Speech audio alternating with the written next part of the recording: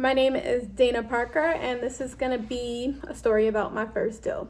So, I got really lucky with my first deal. On my first deal, it just happened.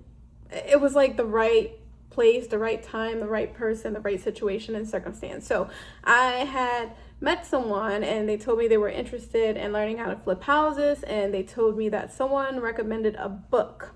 So, I'm a business major. I went to school, got my bachelor's in business management because I've always wanted to own a business. I had just always had a tough time trying to figure out what was my niche and what business should I go in. I had all of these business ideas, but I don't know, maybe I talked myself out of them. I procrastinated a lot because I didn't know what to do and what my calling was. So he referenced this book. I bought it and I read it, and it seemed so simple. The book was, if you don't know how to wholesale real estate, read this, or something along those lines. And it was straight to the point, a really easy read, and sounded a little bit too good to be true. So I started going to YouTube Academy. I started watching influencers like Tony the Closer, House Buying Brian, Max Maxwell, and just all of these people that are doing that, and they're showing proof that it works. So I was kind of obsessing over it, listening to like Bigger Pockets podcasts, just educating myself on my own and trying to figure out like, hey, can I do this? You really don't have to be smart to do this at all. You just have to know basic math and have people skills. So one day at work, I was talking to a coworker that was about to retire. So I said, hey, I know you're about to retire.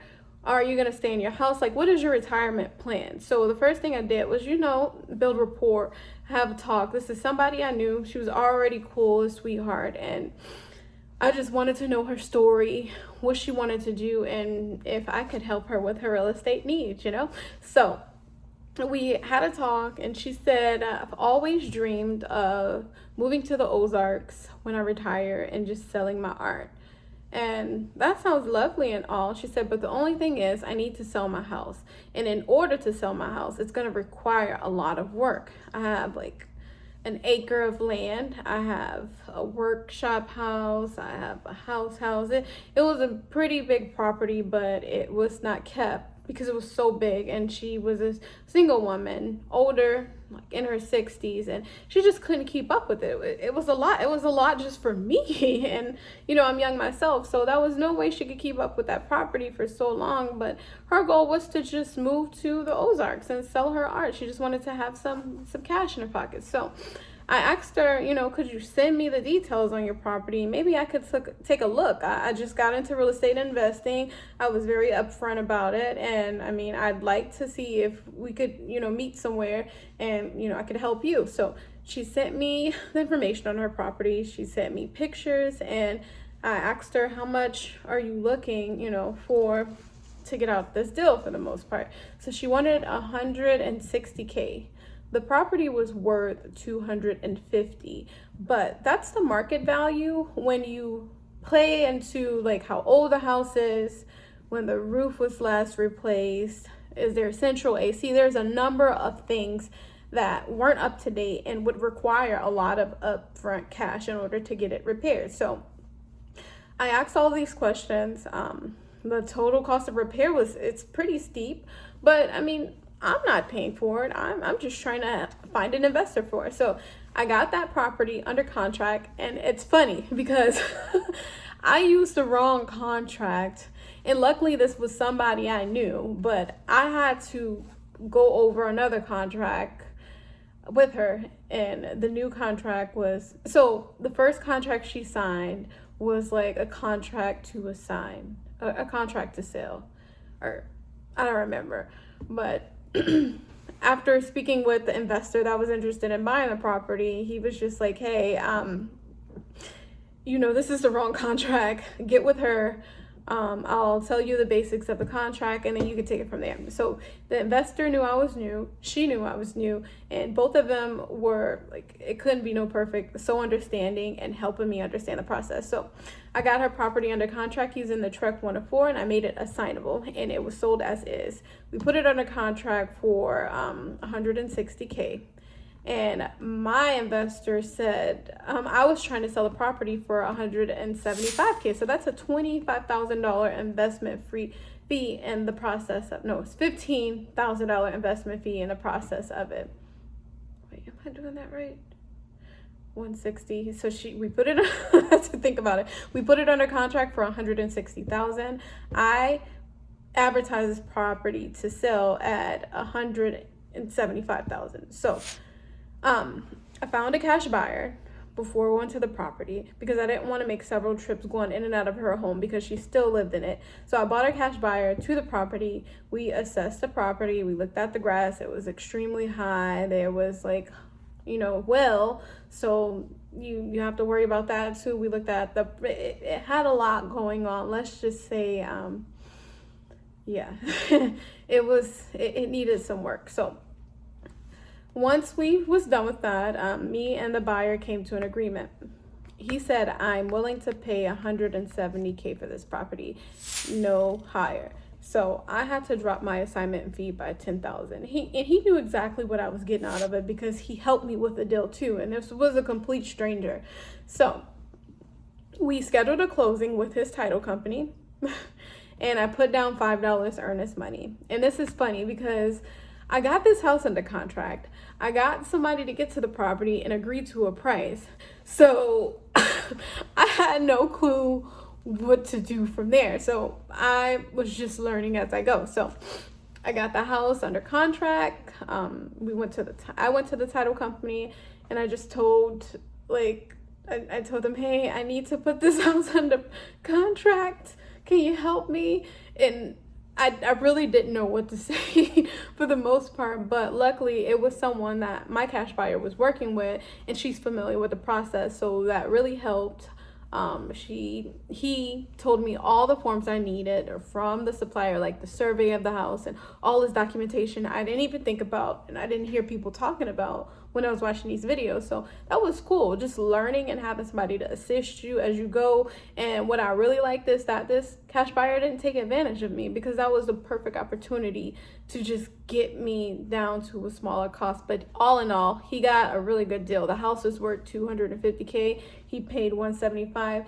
If he fixed this up, the properties that was next to hers were lastly sold for $600,000. Another property for $1 million. So the ARV, once that place is fixed up, is out the wall. So I could have been a little bit more stern, but I was grateful. You can't be greedy, and I was happy to get the cash buyer out of the situation. So back to the story. When we got to the closing, when I got to the title company, I dropped off the documents and the earnest money.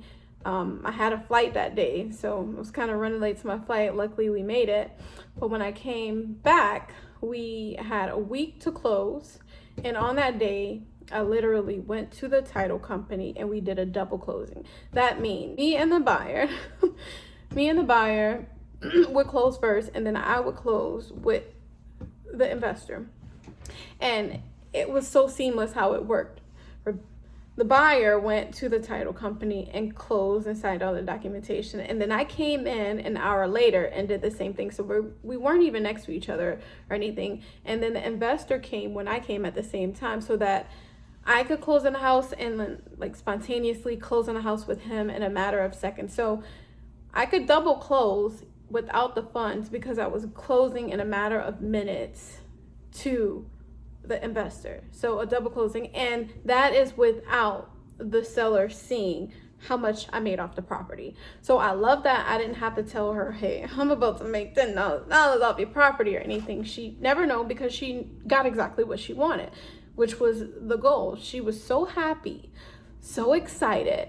When she got back to work, she said, Dana, just give me a hug. She was so happy. And that was the priceless moment of it all. Just seeing somebody so happy because you helped them get in a better situation or you found a solution to the issue. So that was the most that was the most rewarding part of selling a house. And then, not to mention that when you see just 10,000 show up in your account within a matter of hours, like wired to you, and I probably spent talking to her, signing contracts, going to the place. I might have spent 3 hours max. So I traded 3 hours of my time. It only took me $5 to just speak to people and to take the time out to be a problem solver and to make a profit in the end. If I can make $10,000 for 3 hours or even more, I mean, you can make the assignment fee as large as you want to, but I mean, $10,000 out of thin air, that's how it was like to me. I'm like, God damn, like this works. It's not a scam. It works. You could really make money, buku money, however much money you want to make. So that is my story of my first deal. Today was the first day I decided to just do a full day of working for myself and just taking the time out to work on my business. With that money, I did get an LLC, and I didn't even touch it. I fell off the loop, but I'm back on track, and it's time to get these checks popping. It's time to start serving people and, you know, spreading love, light, and sharing my journey along the way. As I learn, I will teach you or tell you where I might have made mistakes and where I could improve. And I'm so grateful to have the content that we have now that I can look at and learn from. Sorry, somebody. But that was my story of the first deal. Sorry, I'm a little bit all over the place, but I hope you get the gist of it. The end of the story is talk to people. Let people know what you do, because you never know. I mean, there's a lot of people that own houses, and I'm pretty sure they don't broadcast their financial situation. But if you could refer, or even if you have vacant properties that you want to let go of, anything real estate related, you can do it. And you don't have to have a real estate license to do it. I had zero knowledge of real estate. I just jumped in head first, used books, read things that could stimulate my mind. Like one of my favorites was Rich Dad Poor Dad, and I read that a while back, but every time you read it, you get something different. Or The Go-Giver, or there's a number of books that could help you from within to help you with this process. You have to work on yourself first. If you're going into this, and I feel like the reason why I was able to get that deal so quick and so effortless, I was like, did that really just happen? It's because I was in the process of my personal growth and development. I took the time out to understand myself, to try to, you know, show gratitude, to do the right thing, and to work on myself. And with that, people kind of gravitate to you. So make time for yourself and let the universe come. Every deal isn't for you. I'm sure I've gotten rejections, and it's okay. That wasn't your deal. There's more to come. There's more than enough real estate to come, and get uncomfortable. The more you practice, the better you get. And I'm going to share some cold calling, the stories, and record some too. So all in all, thank you so much for watching. This is my first video. This was my first wholesale deal, and cheers to more. Talk to you soon. Bye.